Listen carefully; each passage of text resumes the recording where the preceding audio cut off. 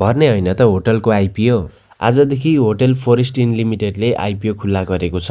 So यो IPO चाहिँ कति किताको लागि खुलेको हो त र यो आइपिओमा कति किता एप्लाई गर्ने र यो कम्पनी कस्तो रहेको छ त लगायतका सम्पूर्ण कुराहरूको बारेमा तपाईहरुलाई यो भिडियोमा जानकारी दिनेछु।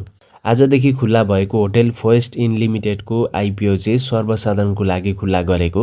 सबैले भर्न मिल्छ, सबैले भर्नु होला। र यो आइपिओ बिक्री खुल्ला चाहिँ आज माघको 22 गतेदेखि माघको 26 गतेसम्मको लागि बिक्री खुल्ला भएको छ। यस कम्पनीले टोटल 40 लाख किता सेयर निष्कासन गर्ने अनुमति पाएको थियो भने पहिलो चरणको आइपिओहरू सबैलाई छुट्याइसकेर बाँकी रहेको आजदेखि सर्वसाधारणको लागि चाहिँ 33 लाख 20 हजार किता सेयर निष्कासन गरेको छ।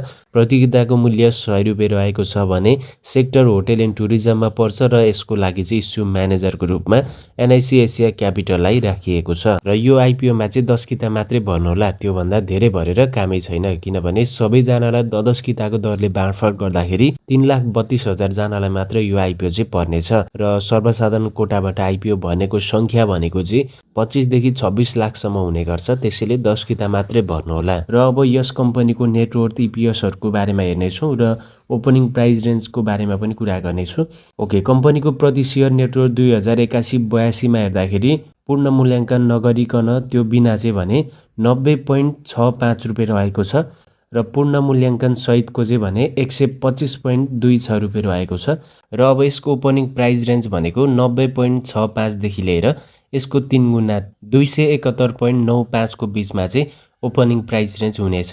पहिलो कारोबार जब यो आइपिओ खुलिसकेर सबैलाई आइपिओ बाँडफाँड गरिसकेपछि दोस्रो बजारमा नेप्सेमा लिस्टिङ भएर कारोबारमा आउँदाखेरि यो रेन्जमा चाहिँ पहिलो कारोबार हुनेछ। तर अब फेरि यहाँनिर इपिएस अर्निङ पर शेयर आम्दानी एक कितामा कति आम्दानी छ त त्यो हेर्दाखेरि पुरै माइनसमा छ, घाटामा छ।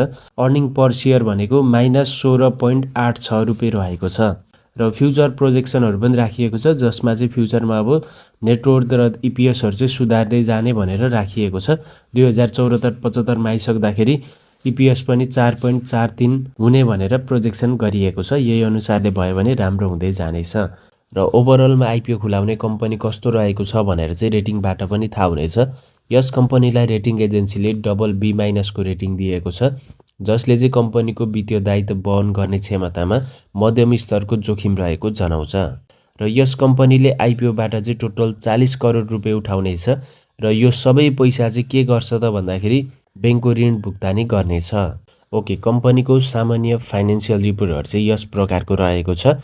सो इपिएसहरु माइनसमै भए पनि आइपिओ चाहिँ भर्न छोड्नु हुँदैन, किनभने आइपिओबाट राम्रै फाइदा पनि दिनेछ। र यो आइपिओ लगतै फेरि अरु पनि आइपिओ लगातार खुल्दैछ। सबै आइपिओहरुको बारेमा अपडेटहरु थाहा पाउनको लागि चाहिँ हामीलाई फलो सब्स्क्राइब गरेर राख्नु होला।